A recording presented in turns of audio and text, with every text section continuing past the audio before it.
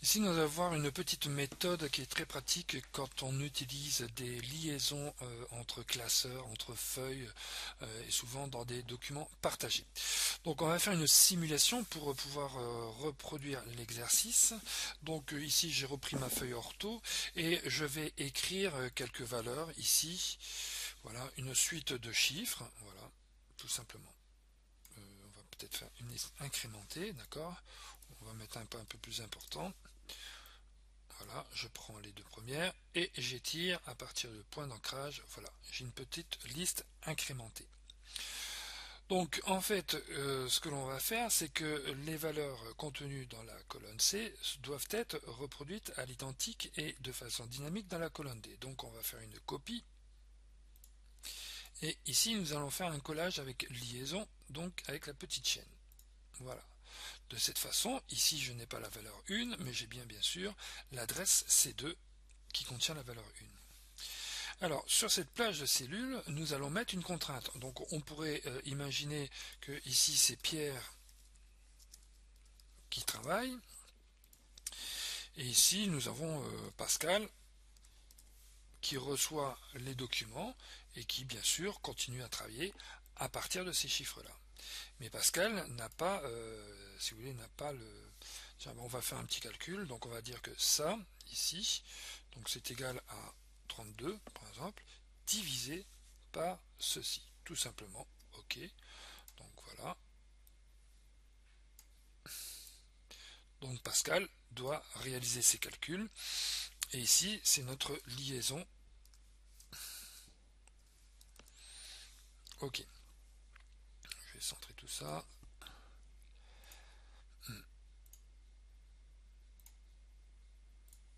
OK, donc ici, je vais peut-être mettre que 2 décimales pour que ce soit un peu plus lisible. Hop. Voilà.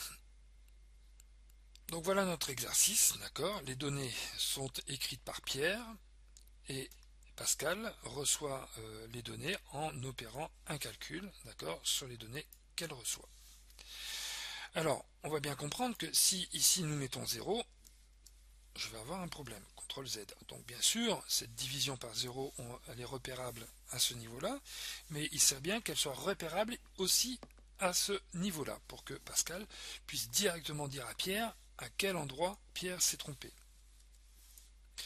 Donc on va prendre ici la plage de cellules et par le menu Données, on va ici prendre le petit bouton Validation de données, mais nous ne faisons pas une validation, nous entourons les données non valides. Alors, pour les entourer, d'abord il nous faut bien sûr faire la validation de données, oui, j'ai oublié cette étape quand même importante. Donc par rapport à cette plage de cellules, qu'est-ce que l'on accepte? Donc on va utiliser un nombre décimal par exemple, d'accord, et le minimum, ou alors oui, on va dire que ils doivent être positifs, d'accord. Donc le minimum c'est 0,01 par exemple, et le maximum 100. OK, je valide, voilà. Donc je reprends ma démonstration. Si je mets 0 ici, ou même A, voilà, j'ai un problème. CTRL Z. Donc, pour que Pascal qui puisse voir d'où vient le problème, parce que bien sûr son calcul est un peu plus compliqué que ça, donc il n'est pas juxtaposé, on va ici entourer les données non valides. Voilà, donc si j'actionne la chose, je fais 0 ici, voilà, je ne vois pas, mais je suis obligé manuellement ici d'entourer les données non valides. Voilà, donc là je vois l'opération. Si je mets A ici, voilà, bien sûr, je dois à chaque fois activer ce menu. Donc on pourrait imaginer un petit bouton qui nous permette très rapidement, en cas de problème, de visualiser les erreurs.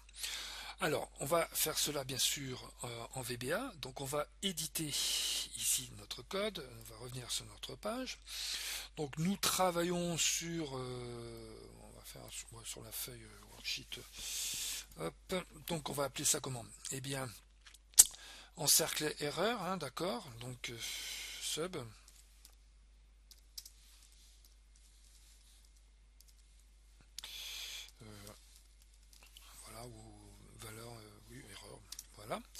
OK. Donc, je vais peut-être plutôt mettre données non valides.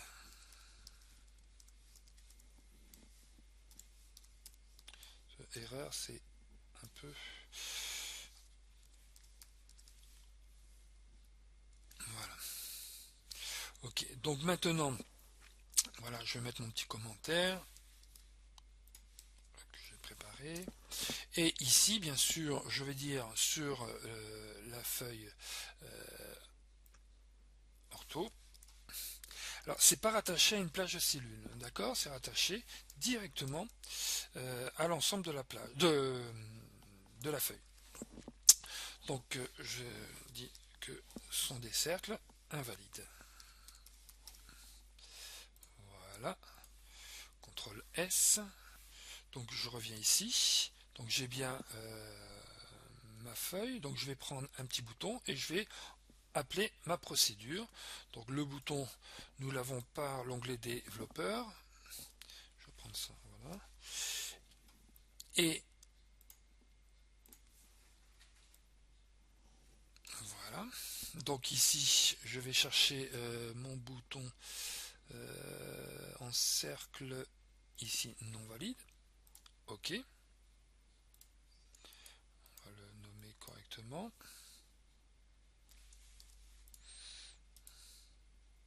J'ai un problème un petit peu avec la souris. Par exemple, hein, ça. OK. On va faire ça proprement. Voilà.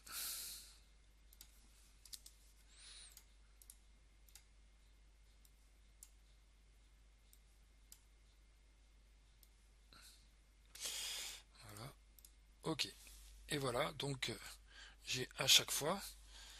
Donc vous voyez, quand j'enregistre, CTRL S, je perds, donc c'est une façon d'enlever l'affichage, d'accord. Si je mets 300, donc bien sûr l'opération est correcte, enfin semblerait correcte, par contre, problème, je vois tout de suite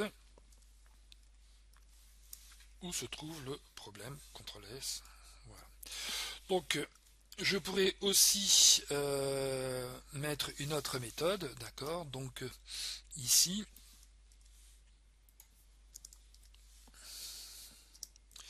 donc je ne sais pas si c'est très français, des encercles, voilà, et je vais tout simplement mettre, voilà, l'instruction clear qui va enlever les cercles. Donc là aussi, je peux mettre sur un bouton.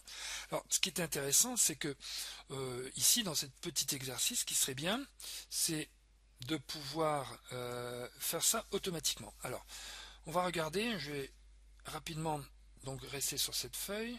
Donc, le principe serait de pouvoir ici colorier automatiquement dès que Pierre change une valeur. Alors, ce serait sur calcul, ce serait un module de classe, donc on ferait une programmation sur la feuille ortho. Ok. Donc ici, je vais appeler mon projet, CTRL R, voilà, et je vais aller appeler cette procédure. Donc je vais copier, voilà, le nom de la procédure. Je vais sur la feuille ortho, et là, je vais dire que je travaille bien sûr sur la feuille. Alors, est-ce que c'est sur la sélection qui change? Peut-être pas. D'accord, parce que je vais peut-être pas à chaque fois sur calcul, tout simplement. Voilà. Et je vais appeler call ma procédure. Alors, le mot-clé call, je ne suis pas obligé de le mettre, mais un petit conseil, mettez-le. Parce qu'on verra après, dans les programmes, on fait souvent appel à des procédures. Alors déjà ici, vous voyez, je les écris en majuscules pour bien les voir. Mais quand vous avez plusieurs pages de code, c'est pas toujours évident de voir où sont les appels de procédures, de fonctions et ainsi de suite. Donc, voilà, en principe, je dois envoyer. Alors, tiens, je vais mettre un pas, d'accord. Je vais mettre un point d'arrêt plutôt, qui me permettra de vérifier le cheminement, d'accord. Donc ici, voilà, je suis déjà dedans, d'accord. Donc si je fais F8, hop, voilà, je suis dans la non validation, enfin dans la validation des données. Voilà, je suis bien sûr sur la feuille, et voilà, et je quitte, je reviens ici. Voilà, donc là, hop. Donc si je fais CTRL S, j'ai enlevé le point, d'accord. Voilà, je fais CTRL S, j'ai enlevé. Donc bien sûr, maintenant, il y a encore un calcul. Donc changement de section, il recalcule, je veux bien. Donc je vais peut-être changer de CTRL S. On pourrait changer ici. Oui, section change, bah oui, c'est normal. Je me suis trompé. Donc CTRL X, je vais le mettre plutôt là. Voilà. Donc bien sûr, ici je ne fais rien. Et si voilà, si je change la valeur ici, voilà, il y a un recalcul, donc automatiquement. Donc du coup, je n'aurai plus besoin du bouton, et automatiquement, quand je verrai qu'une valeur n'est pas correcte à ce que j'ai décidé via ma validation de données, je rappelle ici ma validation de données, j'ai bien décidé quelque chose, donc automatiquement j'affiche un message ou une alerte visuelle.